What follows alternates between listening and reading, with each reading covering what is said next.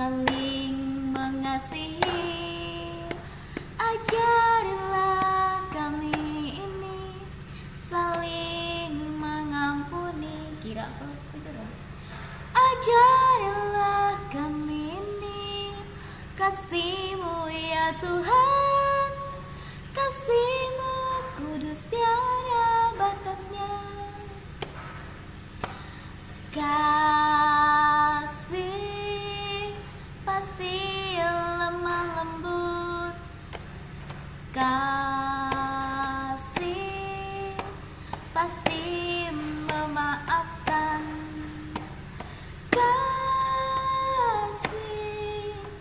kasih-Mu ya Tuhan, kasih-Mu kudus tiada batasnya. Ajarilah kami ini saling mengasihi. Ajarilah kami ini saling memaafkan. Ajarilah kami ini kasih-Mu ya Tuhan, kasih-Mu kudus tiada batasnya. Oke, sorry kalau liriknya terbalik-balik ataupun tidak sesuai dengan lirik lagu yang sebenarnya, karena ada keterbatasan dan kekurangan dalam menghafal lirik.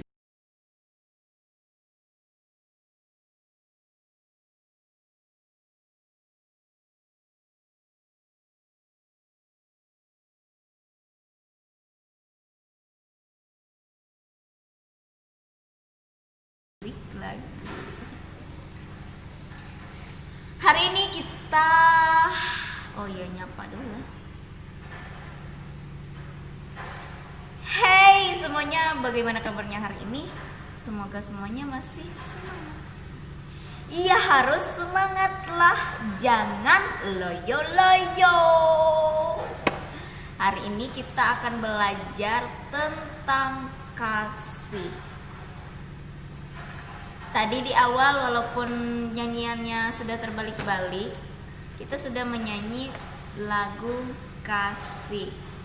Nah, sebelum kita belajar karena kita mengasihi Allah, maka kita berdoa dulu ya. Kita siapkan hati kita untuk berdoa. Tutup mata, lipat tangan, tundukkan kepala. Dalam nama Bapa, dalam nama Putra, dan dalam Roh Kudus. Amin. Amin.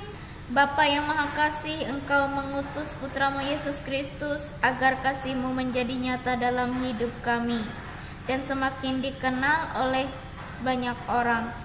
Semoga karena kasih-Mu kami mampu mengasihi Engkau dan mengasihi orang lain. Sebab Engkaulah Tuhan kami kini dan sepanjang masa. Amin.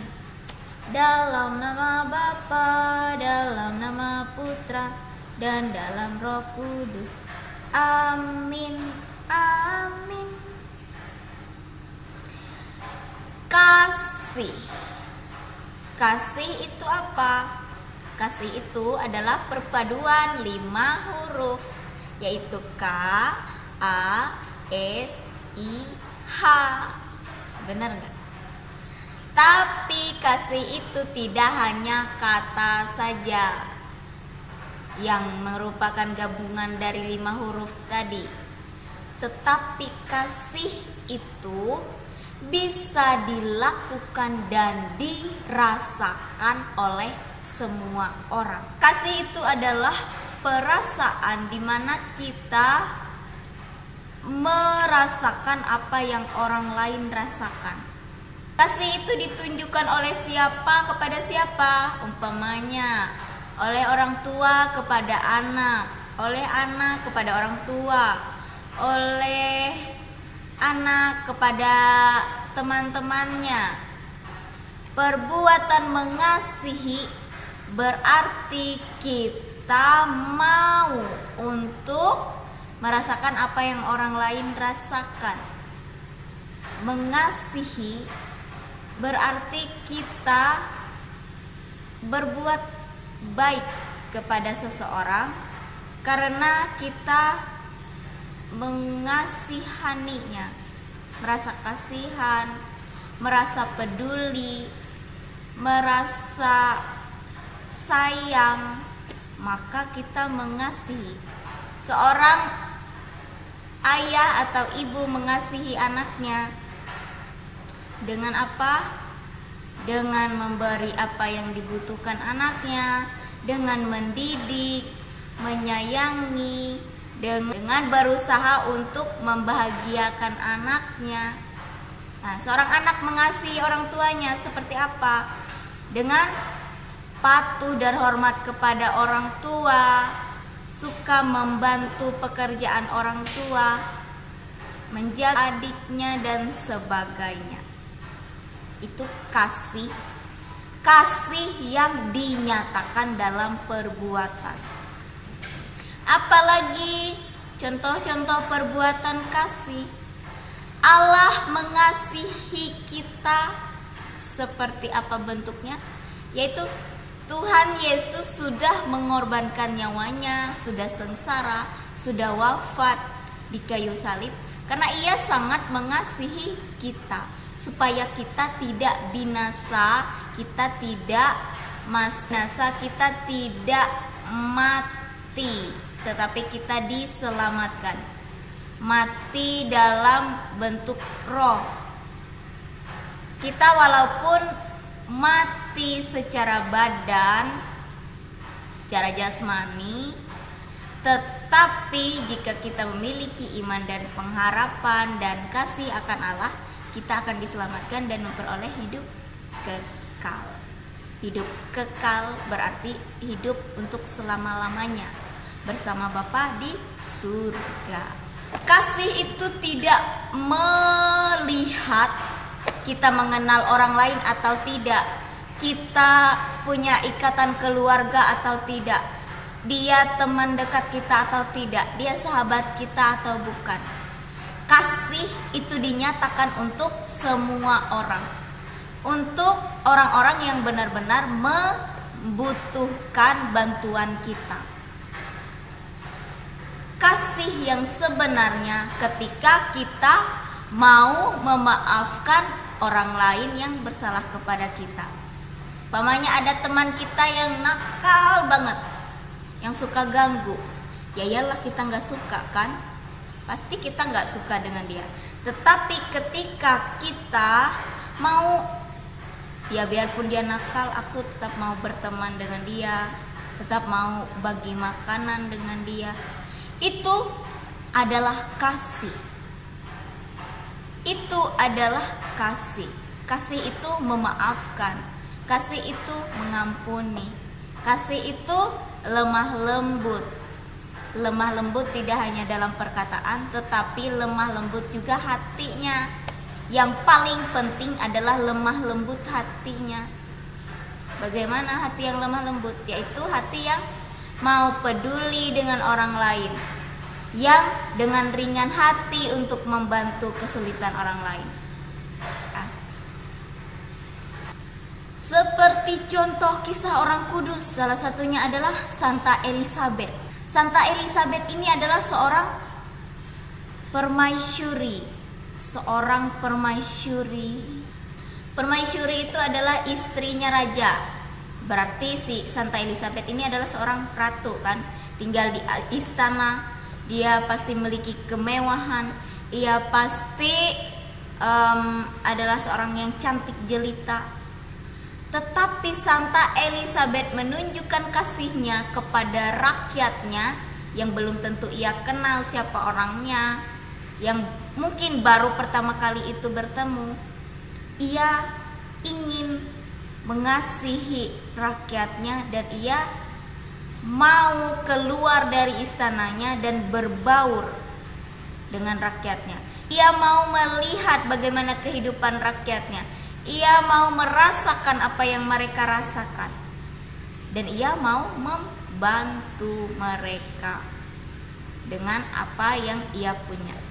Nah, itu jika kita memiliki kasih dalam hidup kita, kita tidak memandang siapa orangnya. Kita tidak memandang kepada siapa kita mau berbuat kebaikan. Kita tidak lagi berpikir bahwa oh, orang ini tidak baik atau orang ini begini-begini. Jika kita memiliki kasih, kita mau membantu, kita pasti bantu. Jika kita memiliki kasih, kita mau memberi tanpa bersungut-sungut, kita berikan dengan ikhlas.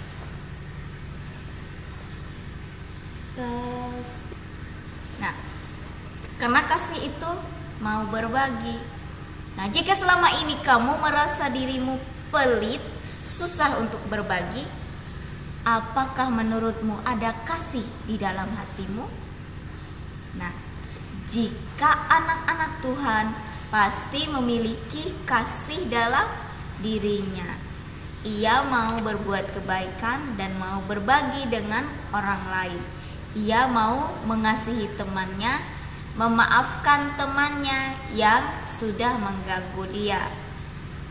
Begitu juga kalau kita suka mengganggu teman, berarti kita juga tidak punya kasih. Jadi mulai sekarang jangan suka ganggu orang lain, atau ganggu adiknya, atau ganggu kakaknya.